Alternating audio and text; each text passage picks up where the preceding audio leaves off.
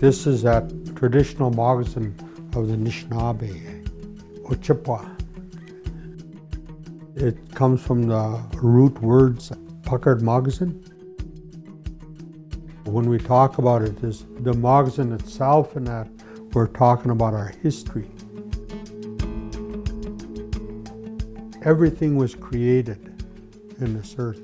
All of the animals, the plants, the rivers, the valleys, the hills, clouds, stars, everything. And after everything was created, they thought there's something missing. These will be sewn on like that. They're more shaped like this. My name's Sherry Fontaine, and I'm from here in Sagkeeng First Nation. This is where we're doing the moccasin making classes through the Family Enhancement Program. The Family Enhancement Program invites all community members to come and take the class. Finally, he took 4 elements, one from each direction. Then he took those 4 elements and he shaped the form of a human being.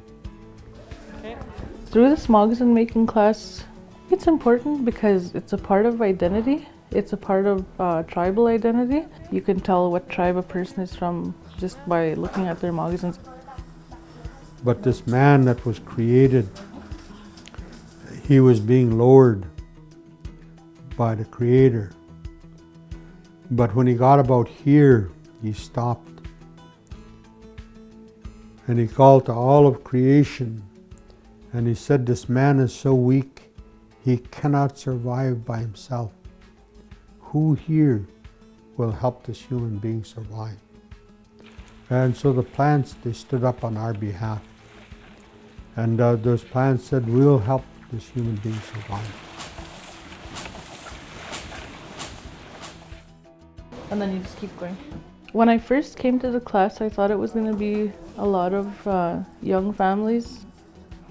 I found that it was a lot of older people who were coming. These older people who ended up coming to the class, I think, are learning things that they should have learned from their parents and from their grandparents.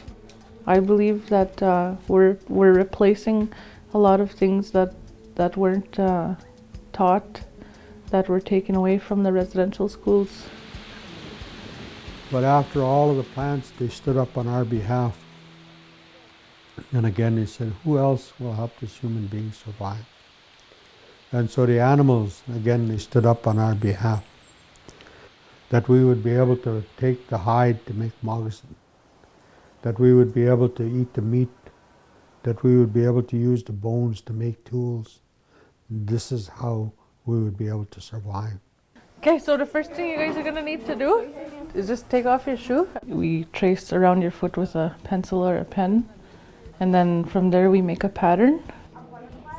The important part is the length. I'll help you do the next part.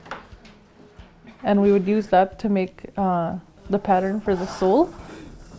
And then we would use it also to make the pattern for the top, which they also call the vamp. So after we would cut out the patterns on the lining and the leather, we would start the beadwork on top of the vamp. That piece will be sewn on like that. Nobody really taught me. I've always had an interest in sewing and learning things about the culture. Like so many others, I haven't really had anybody to show me. After we do the beadwork on top of the moccasin, we sew the vamp onto the sole. So the last piece they did was sewing the back in the T shape here and then trimming it up. And the very last step would be to sew the tongue on, and then the inside is nice and sewn. That. So in the story, what they did is they started to lower this man to this earth. And as he lowered him, he looked down and he saw earth so beautiful that he didn't want to even disturb a blade of grass.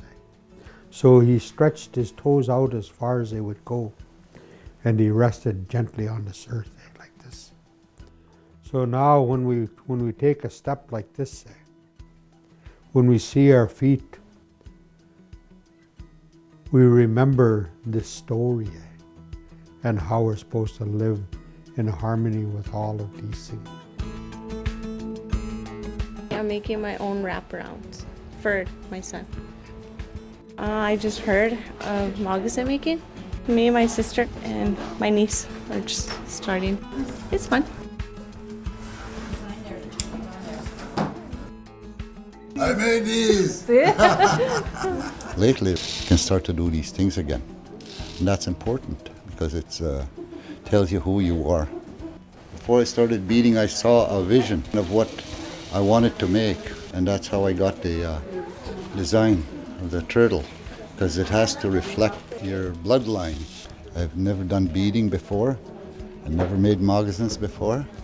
It's the first time, and I've learned a lot.